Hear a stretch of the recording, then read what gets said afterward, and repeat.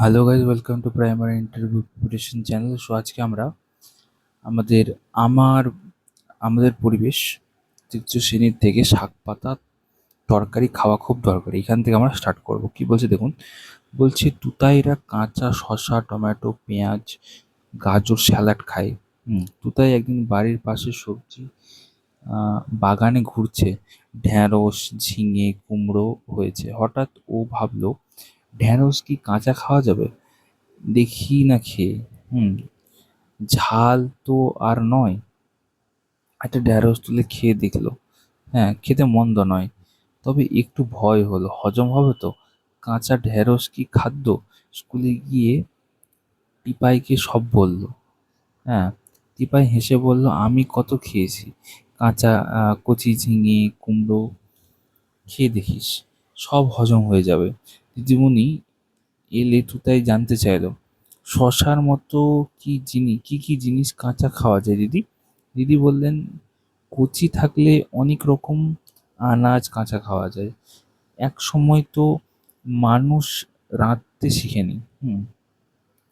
সবই কাঁচা খেত, তোমরাও খেতে পারো, তবে কোনো আনাজ কাঁচা খেলে ভালো করে ধুয়ে নিও। হ্যাঁ, ফতেমা বলল, দিদি সবজি আর আনাজ একই কথা? কেউ বলেন সবজি, কেউ বলেন আনাজ, রান্নার পরে বলে তরকারি, আবার কাঁচা আনাজকে অনেকে তরকারি বলেন। কিছু কিছু আনাজের নানা নামও আছে, যেমন হোপা আর চিচিঙ্গা, একই আনাজ। ঠিক আছে। তুতে বললো, ঢ্যাঁড়স আর ভিন্ডি একই আনাজ। মঙ্গলা বলল, দিদি আলু কি আনাজ? হ্যাঁ, রাঙা আলু, মেটে আলু সবই। এক কথায় মাটির নিচে সব রকম আলুই আনাজ। সাগিনা বলল, দিদি ওল কচু কি আনাজ?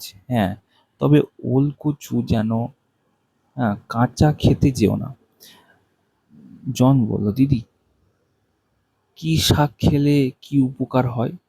বৈশাখী চট করে বলল, আমি জানি, ব্রাহ্মী শাক খেলে উপকার হয়, আমার বড় ঠাকুমা বলেছে। অনেকে তাই বলেন, তবে ভাজলে খেতেও ভালো লাগে।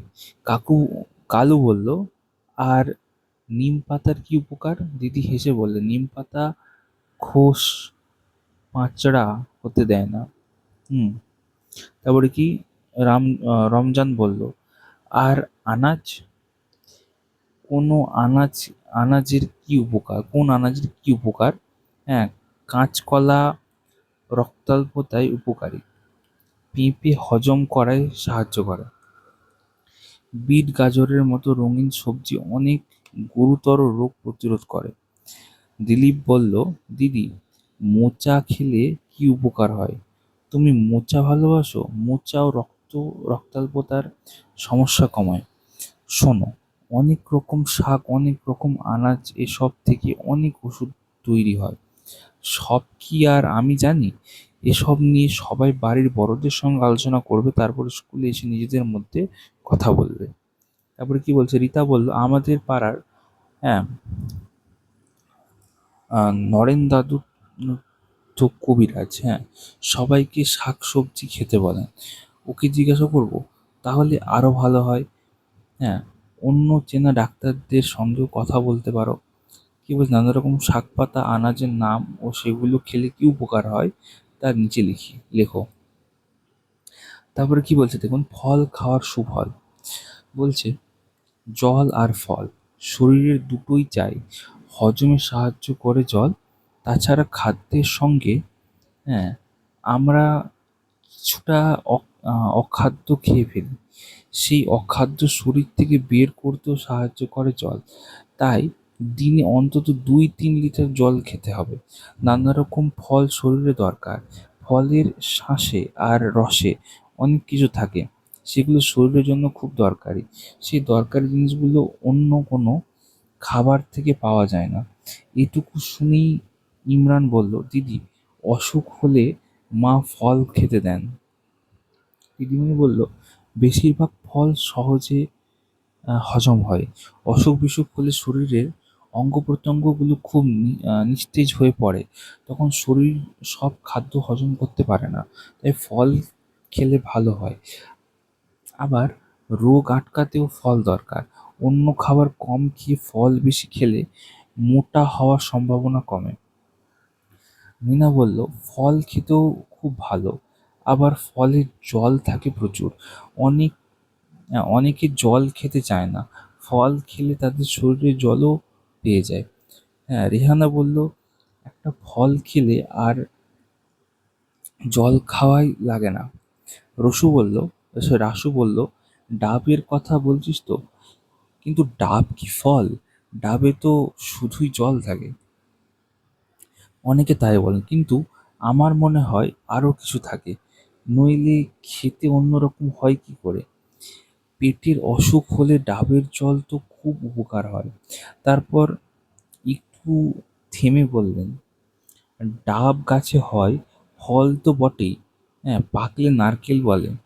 বীজের মধ্যে শাঁস থাকে।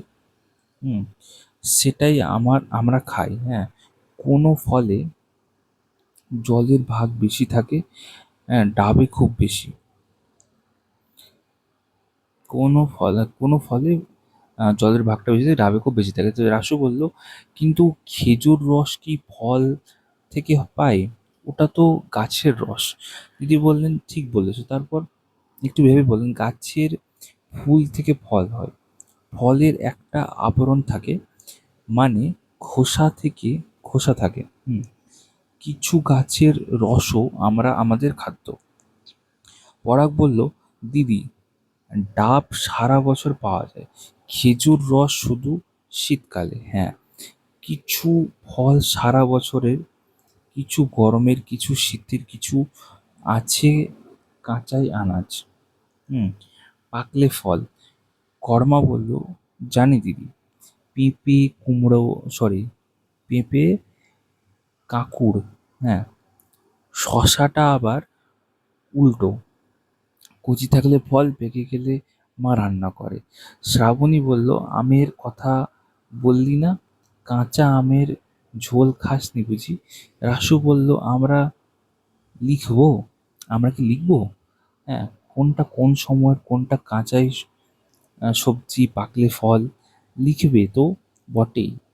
হ্যাঁ, কোনটার কেমন স্বাদ তাও লেখো, কোনটা কি উপকার করে তাও লেখো। তারপরে কি বল দেখুন, হৈমন্তী বলল, আগে বাড়ির বড়দের সঙ্গে, তারপর বন্ধুদের সঙ্গে কথা বলে নেব তো।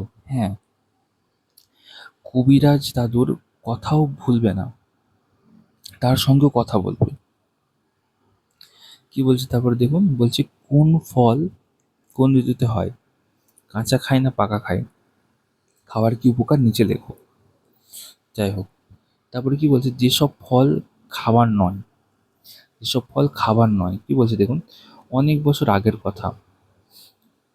কেতকীর কেতকীর ঠাকুরদার মা তখন ছোট। পাড়ার সিধু সোরেন জঙ্গলে গিয়েছিল মধু আনতে। মধুর সঙ্গে কয়েকটা অচেনা ফল নিয়ে ফিরেছিলেন। জামের মতো দেখতে, কেউ আগে দেখেনি। সিধু নিজে খায়নি, কিন্তু রান্না ভাতটুকু ছেলেকে দিয়ে সিধুর মা ওই জাম খেয়েছিলেন। তারপর কি পেট ব্যথা, শহরের হাসপাতালে ভর্তি করতে হয়েছিল। সবাই জানে সে কথা। বড় বড় ঠাকুমার কাছে কেতকীও শুনেছে অনেকবার। তাই সে বলে, দিদি, বিষ ফলও তো আছে। নরেন বলল, বিষ কি? যা একটু খেলে শরীর খারাপ হয়, হ্যাঁ, হাত পা অবশ হয়ে যায়, বেশি খেলে মানুষ মরেও যেতে পারে। হাসান বলল, আম যে বিষ নয় তা কি করে জানা গেল? মানুষ খেয়ে দেখেছে, যেটা বিষফল সেটা খেয়ে অসুখ হয়েছে, হ্যাঁ, কেউ মারা গেছে। আবার কখনো দেখেছে যেসব ফল খেয়ে পশু পাখিরা মারা গেছে, তাই দেখে মানুষ শিখেছে, পরে অন্যরা আর তা খায়নি। দয়াল বলল, এভাবে তো অনেকে মারা গেছে। কেতকী বলল, অনেক দিন আগে, তাই না? হ্যাঁ, বড় ঠাকুমারা যখন ছোট, সে সময়, তারও অনেক আগে। তোমরা বড় ঠাকুমার ছোট আহ, ছোট ছিলেন 70-80 বছর আগে। হ্যাঁ, কোনগুলো বিষ ফল তা তখন জানা। মানুষ ফল চিনতে শিখেছে অনেক আগে। তখন কেউ চাষ করতে জানতো না, রান্না করতে জানতো না। কথা শুনে কেতকী সিধুর মায়ের গল্পটা বললো, শুনে দিদিমণি বললেন, দু একটা বিস্ফলের কথা এখনো অজানা থাকতে পারে, তাই অচেনা ফল খেও না। তারপরে কি বলছে, আমি না জানতে চাইলো কোন কোন ফল বিষ। কিছু কিছু বিষ ফলের গায়ে কাঁটা আছে, তবে কাঁটা নেই এমন বিষ ফলও আছে। এসব নিয়ে বাড়ির বড়দের জিজ্ঞাসা করো। হ্যাঁ, আর কি কি বিষ ফল আছে তাও জেনে তাও জেনে ঠিক আছে।